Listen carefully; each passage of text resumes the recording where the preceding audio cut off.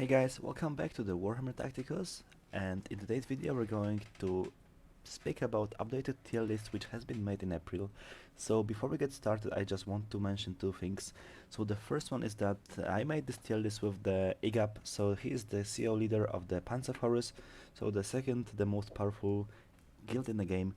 So I think that if we connect our forces, we can provide you better results and better opinion on the most important characters in the game. So we had an idea to create it together, so we did it yesterday. We spoke about some characters, and this is the result of our work. So thank you, Igap, for your help. I think you can also let me know if you want to hear Igap, because the next series may be made with us together. So we'll speak, for example, me about the Elders, he will speak about Space Marines or about some tier, specific tiers. So let me know what you think about it, and I will bring it up to my consideration. And of course, second thing which I would like to mention is that I'm still missing 400 subscribers. So if you follow my channel, if you like my content, please subscribe my channel to let me reach 1000 subscribers, so I can start earning some profits from the YouTube.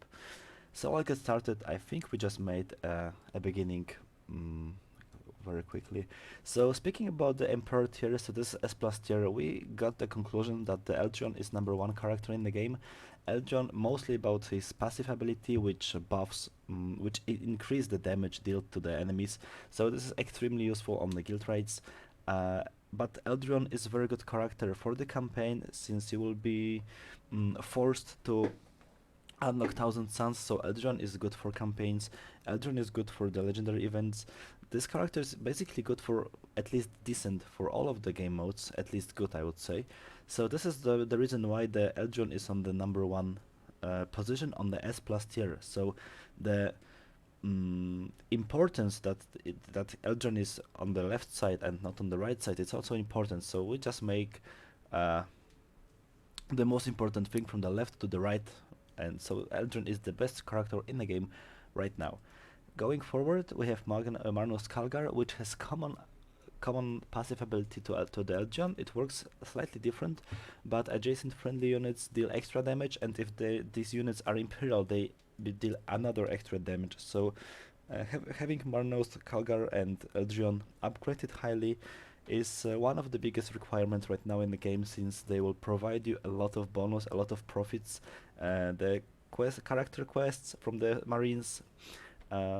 Basically, Kalgar is good everywhere. Arena, live PvP arena, the legendary events, the character walkthroughs. I think he may be slightly worse than Eldron on the guild raids, but anywhere else he should be stronger.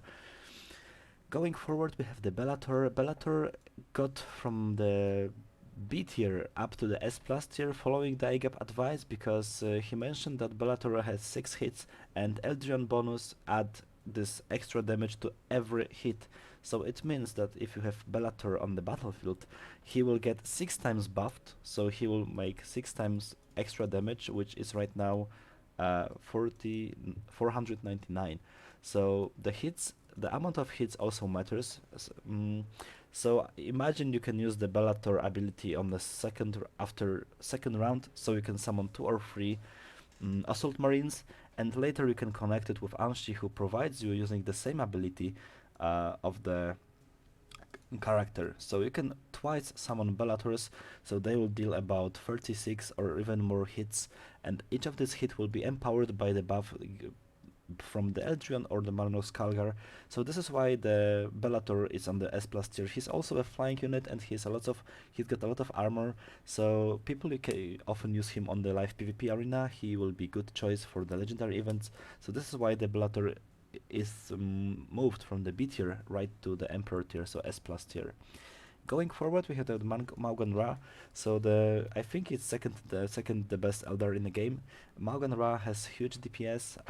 He has good ability to clear up the stages, and actually he has the trait of heavy weapons. So he has good synergy with Thaddeus and other characters which buff characters with heavy weapon trait. I think I mentioned that the Maugan Ra is A tier. I'm not sure if he was in the S plus tier previous time, but after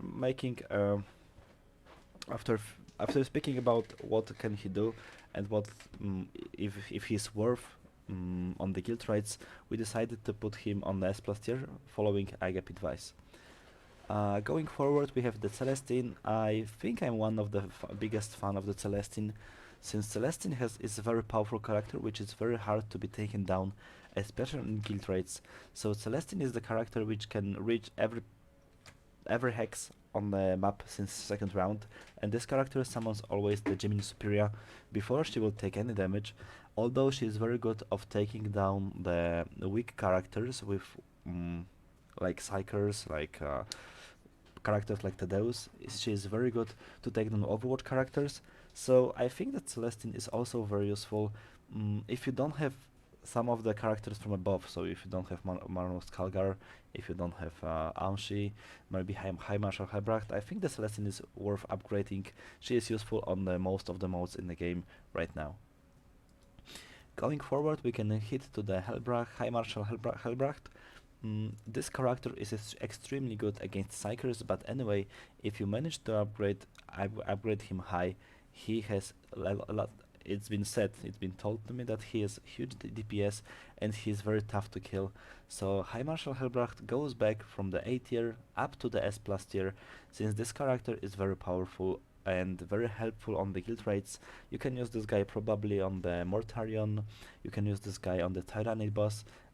He will be the most useful right there, but if you don't have anything else and you have him high upgraded, you can also use this guy on the another bosses, and I think his usefulty will be higher since the game will provide us a lot of new bosses, so maybe High Marshal Helbracht will show his even better potential in the upcoming patches. And the last character which I think deserve to be in the S plus tier is the Anshi, definitely because of her of her active abilities. So she allows units, or he, I don't know if it's what's the gender of this guy, let's say it's he. So he allows your units to use another second time active ability in the game. So I misunderstood this one before, because I thought it works like if you have ability on Yarick 50 level and he is 10 level, it doesn't matter, second use will be as Yarick would use the ability on level 1. So I have been told that if Yarick would have 50 level and Aunshi would have 40, the ability of if Yarick would use second time his ability, it would be as on 40. So they take Yarick and we can take Aunshi and the Yarick, and we take the lower level. We pick the lower level of the ability. So if Aunshi would have 50, Yarick 40, Yarick would second use ability would have 40 level as well. If Yarick would be 50 and Aunshi would be 40, again Yarick after active ability would be on the 40 level. So it means that you can cooperate Aunshi with the Bellator, you can cooperate this ability with the probably Yarick.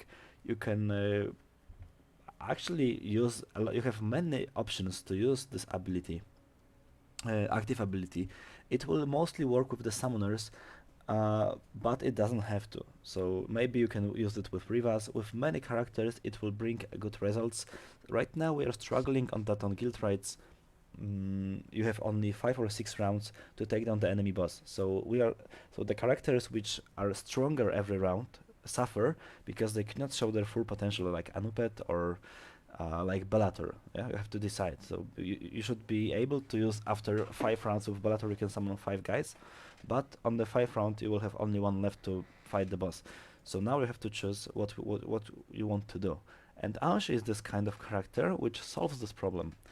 So Anshi is on the S plus tier mostly because of his active ability, but the passive abilities are also nice. I'm not going to get a closer look into it, you can read it by yourself, but these are the best characters in the game right now for June. Going forward, we can go for the Thaddeus Noble, so the number 1 character in the A tier. So Thaddeus Noble has a huge damage, he's huge damage dealer. I'm actually having him just on the epic, not legendary yet, and this guy is very useful. He's useful on the guild raids. If you do not have the Maugan Ra, you can use the Thaddeus Noble. He will put huge DPS to the enemies on the battlefield from the high range. The active ability also useful. If you use it on the last round, it will deal huge damage to the enemies. So it's worth using the Thaddeus if you do not have any other high ranged character on the distance. Going forward, we've got Rosvita. Rosvita is #1 character against Psychers. It's like must-have on the Tyrannid boss and on Mortarion. So common like High Marshal Helbracht. She's not so flexible. So on the other parts, in the other parts of the game, she's okay, but it's nothing special. So, but she's extremely powerful on the guild raids. So this is why we put her on the A tier, and one of the top characters in the A tier. I don't think that we settled that she is not worth S plus tier, so she has to stay right here for this time. And going forward, we have Ulf. So Ulf is the first space wolf, which is put that high in the tier list. Ulf is mostly deadly for the summons. So whenever you fight with the summons on the mini boss, so like you fight with the, I don't want to make mistake, but you fight with Snotfloga, if you fight with Corodius, I mean the mini bosses, the Ulf is perfect for them because he'll kill one by one all of them, and he will clear them up for you before even taking any damage. So Ulf is worth upgrading if you have this guy after last event, which took place few weeks ago. I would definitely go for upgrading this guy. Maybe it sounds strange for you that I'm saying upgrade this guy and I do not have him upgraded, but this is because I have to split between having good score on the guild raids and providing you some content on the campaigns. So this is why some of my characters, which I'm speaking that they are very good, are not highly upgraded in my roster, but I'm going to upgrade them very, very soon. So if you have Ulf, upgrade him, get him legendary, and make use of him on the guild raids. Going forward, we've got Rivas. So this is the second Tau, the first Tau in the A tier. Rivas is one of the is a very specific character because this is character who has Overwatch only once. Maybe with the ability of Anshi he can have it twice, but this character has his usage, especially when we are talking also about the mini bosses or bosses when there are summons. So if you're going for the orc boss, main boss, and he summons on the third turn like 10, 12, 8 orcs depending on how many summons you have on the map, the Rivas is the, I think, #1 character to take them down with the Ulf. So these guys are common on the power, and this is why they are here together. Of course, he has also the drones, but I think I spoke about these drones already twice, so I don't want to repeat myself third time. Whenever he summons the drones, he has Overwatch for 1 turn, and then the drones can take damage instead of Rivas when the enemy is attacking him. Actually, that's all. Going forward, we have Archimatos. Archimatos has fallen from the S plus tier into the A tier. Since he received some debuff, I still consider this character as very powerful, but right now we have we have many options, we have many characters which we can choose instead of Archimatos, and this is why the Archimatos lost some value. I still do realize that he can summon 5 demons, or he can in 1 turn kill 3 enemies, turning them into 3 demons. So it's still a very nice character, but according that we have so many other good characters, I think we have to put Archimatos on A tier. Although if you do not have many of these characters, because if you didn't start with when the game was launched, you might not have all of these characters.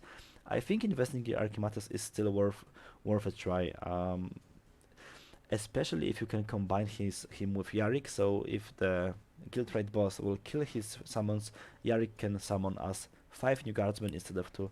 So this is good synergy, not the best, but the synergy so far works. The Castellan Creed, another character which I think that he is useful, especially since he can play again with Yarick. I'm a little bit surprised why the guardsmen are so weak. They got nerfed.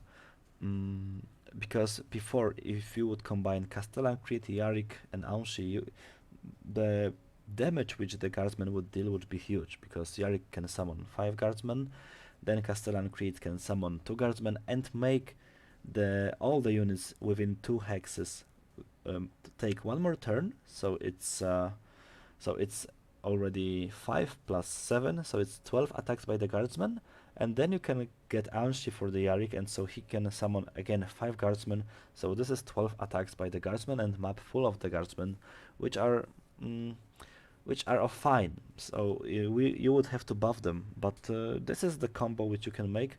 I know Calgar Eldron is better, but this is just an usage of Castellan Creed. Also, he will be good for the character event quest, since he is summoning the Color Sergeant Kel. Whenever he's going to be attacked, he summon the Kel and they switch positions. So the Castellan Creed, if he is taking as a target, he is not taking any damage until this guy dies or until this guy can be summoned in the adjacent hex. Same has happened to the Commissariaric, so since we cannot summon instant 4 guardsmen, but we can just summon 2 and later 3 extra, the value of Yarick is slightly decreased. Like I mentioned before, we can make good synergies with some of the characters, but if you take a look how many other characters can you pick, so you can take Elgion, Marnus, Bellator, Maugan Ra, and then you can take Anshi, you already have your roster.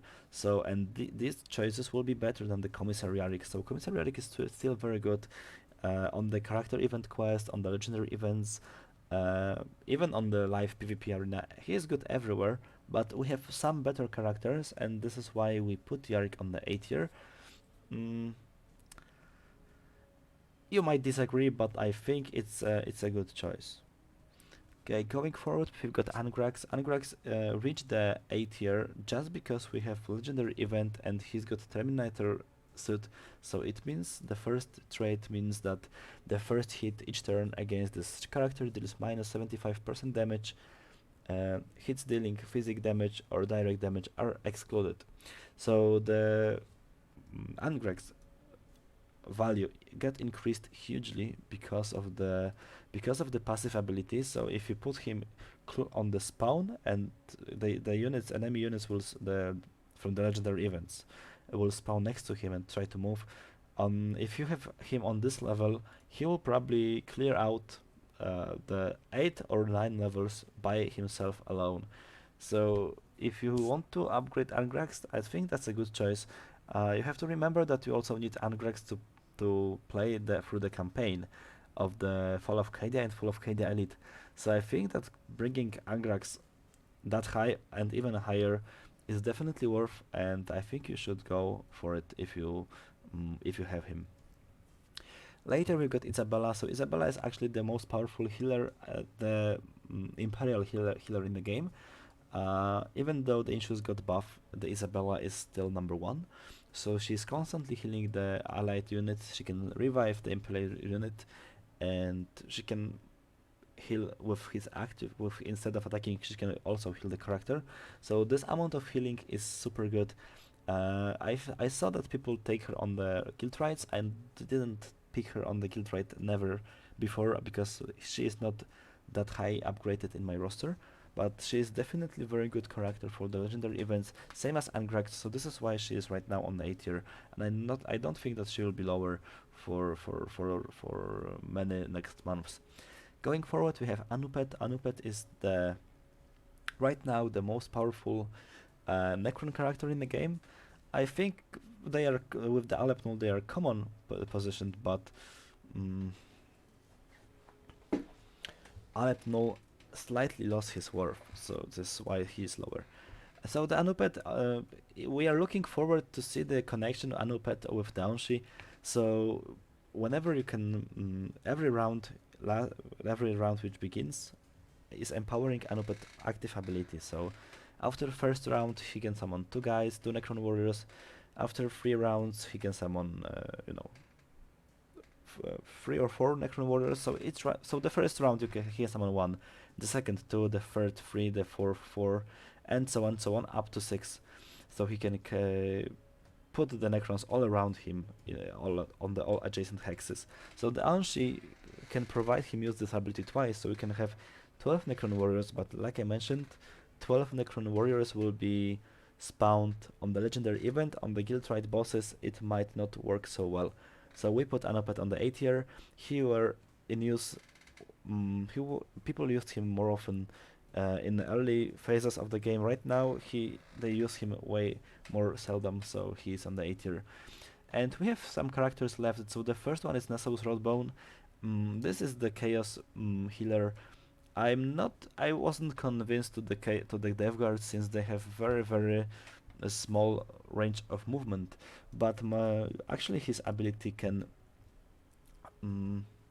Let's read this. So an adjacent friendly Chaos unit that takes lethal damage has a 75% chance to resurrect immediately with 1000 with some health. Okay, even if overkilled, and it can be triggered once per turn. So it means that the Rodbone will be is extremely possessed for the Fall of Cadia campaign, where you're fighting the Imperial Guard and all the time they can one-shot your units. So Manassau's Rodbone is I started to upgrade this guy a few weeks ago. Right now he's silver 2 rank. I think I will bring him up to gold 1, gold 2. Then I will make some break. So the Nasus Rodbone will be good for the Fall of Cadia Elite. He will be good for the legendary event. I saw even people use him on the live PvP arena, but I'm not a fan of this guy. So the Nasus Rodbone, after all, got from the D or C tier to the A tier. So this is a big change, and you should remember about that. Going forward, we have Volk. So Volk is higher as well because his active ability make everyone in range suppressed. So suppressed units deal smaller DPS, and actually this ability is very powerful. So if you are going, you will need the Volk to complete Fall of Cadia Elite as well. You can take a look, for example, for my roster. So I have Abaddon highly upgraded. I've got the Harken, Archimatos, Anagrax, and I also have Typhus, and these guys are not able to finish the Fall of Cadia Elite campaign for free medals, the mission number 40 and 38. If I replace the upgrades of Typhus to the Rodbone and from Abaddon to the Volk, I would have completed this campaign a long time ago. So this is why I suggest you to invest some resources into the Volk and Nassau's Rodbone and all the rest from the Black Legion. Going forward, Shossel found his place in the A tier because this unit is extremely good against the Sharek, so the Necron boss. By following the advice which I received from IGAP, this is good because the drones has high range and high DPS, so they will take all of the positions which some of your characters probably cannot if they have only 2 range. So Tadeusz can, Maugan Ra can, Shossel can, but other characters which has 2 instead of 3 range cannot reach the Sharek. So this is why the Shossel took the place in the A tier. Of course, the fact that the drones has some chance of protecting the Shossel if they are next to him and taking damage instead of him is also the plus for this guy. So this is why the Shossel is right here. Going forward, we have both Gulgords. I like this character a lot. I think that this character can bring a lot of damage during the fight with the Guildrite bosses, and he can make all your characters move 1 hex forward. He's not the best, he's not in the best characters in the game, but having him upgraded is always nice, especially if you have also Alep Null. Later, if you have the requirement of playing mechanical units, the Alep Null and boss Gulgords cooperate very well, since the Gulgords can take down the swarms with 1 hit. So he can kill 1 swarm with the melee attack and then with range attack another swarm. So I think that having Gulgords right here is a good choice. I'm still using him all the time on normal arena, on the onslaught, on some of the raids, guild raids, and I'm using him on the legendary events. So Gulgords I think he is fine. And one of the 3 the last characters which we have here is Athena, whatever. I don't know how to pronounce this. So basically, because of her passive ability that friendly units within 2 hexes deal extra damage and their critical chance has been increased. So the weak point of Athena is that she only buffs characters, not summons. So She will be good if you have the team with which doesn't summon and just make huge DPS by itself.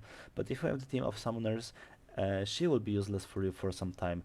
So this is her one weakness, which causes her to be in the A or not S plus tier. And going forward, we've got the Alep Null. Alep Null was decreased from the S plus tier to A tier because of his crab's scarab damage has been changed from Pierce to Energy, I suppose, and this made him deal way less damage than he used to. He's still very useful on the legendary events. He's still, I think, useful even in the guild raids. If you do not have anyone better, you can easily take the Alep Null. But right now he is slightly out of meta for the guild raid bosses, so this is why the reason why he is on the A tier. Although he can still repair mechanical units, so he can, whenever he moves, he heal the mechanical unit and then he can heal it again instead of taking an action like attack or making ability. So the Alepnol is still on on my A tier. I think he is good spot for him, and I'm not thinking that he'll be lower in the future. And Tijark or Tiark, whatever. This is the last character in the A tier. He has huge DPS. He is now in a phase of testing, but this guy can bring a lot of damage because of his ability. So he's good against psychers. He has physical damage, and I just looking for the information about the pierce damage. I cannot find it. But this guy has 4 hits, and this guy is potentially very powerful. I didn't upgrade this guy yet. I'm not going to in incoming weeks, but maybe in the further future I will focus on Tijark and try to upgrade him and give you some more stuff. I will keep you informed on the next tier list if he is here by the reason or not. So we keep the Tijark here, and I will give you provide you some better news on the next tier list. So going later, we have the Custodus tier, so this is B tier. We have Gibas Krabs, Morvenval, Makotep, which was decreased from the S plus tier because right now movement in the beginning of the game isn't that important since there's Overwatch meta incoming. Snotfloga, good orc, but not so well. Vindicta, fine. Brother Butcher, fine. Glandis on B tier since she is useful on the arena, life arena, and you need her to complete the Elder campaign. Brother Jaeger also here with Black Templars, the Black Templars and Eldars are here mostly because they are useful for the campaign, so you need to have them upgraded to beat the campaign and to unlock more possibilities to farm the resources. I'm just trying to reach the other characters. Okay, so we do not have the information about Abraxas, Toph, and Yazagor. So right now we put them right here. We don't know how they, if they are good or they are bad. Most of us do not have them. We can farm this guy, but we would have to spend a lot of energy, and we have many other stuff to spend energy for. So right now we do not have the information on these guys, but we put them on B tier because there probably will be campaign of the Thousand of Suns, so mirror campaign of the Elder campaign, and there you will need them to farm the Elders, so you will need these guys to farm the Eldrion and Maugan Ra shards if you want to put them higher from the legendary to epic and late and so on and so on. So we do not have information about Thousand Suns. Let's say I will update this information in future. Azrael, it's like a common situation. We cannot upgrade the Azrael enough to find if he is useful or not. He is common to the Deus Noble. His ability also make units suppressed. DPS I think is decent, but we have no further information about Azrael, and this is why he will stay on the B tier, not because he is on B tier at all, but because we do not have further info, and I think he's at least B tier. So some of these guys can be higher, and same to the Shadow Sun. I didn't even unlock this character. I'm missing 10 shards to unlock her, so when I will be able to unlock her and see if people use her on the guild raids or not, I will give you information if this character is worth upgrading and he should be higher or he should not. He or she, whatever. And actually, guys, that's it for today. I hope you enjoyed this tier list. I'm not speaking about these guys; they are just trashes. You may be wondering why the Abaddon is that highly upgraded, but I can tell you that I'm hoping that he will get buff eventually, because he's the leader of all the chaos units in the game in the Warhammer lore. So I'm looking forward to see Abaddon upgraded, and I want to make him on the blue star, but right now he's not worth much, and I wouldn't suggest you to upgrade this guy. Okay, guys, so I think that's all for today. I didn't want to make this tier list long. I hope you enjoyed this tier list. If you agree, disagree for any of the above choices, you can let me know in comments. You see, I always reply. Maybe not in every day I'm on the YouTube, but I try at least once a week answer to all your comments. So this is very important for me. And again, I would like to thank Igap from the Pants of Horus for helping me creating this tier list. Let me know if you like the choices which we created. Let me know what you think about it. And if you like the content we made, you can leave subscribe, you can leave comment, reaction, anything you will, any reaction you will give to this material will be well appreciated by me. And actually, that's it. So hope you enjoyed this walkthrough, and see you next time. Bye.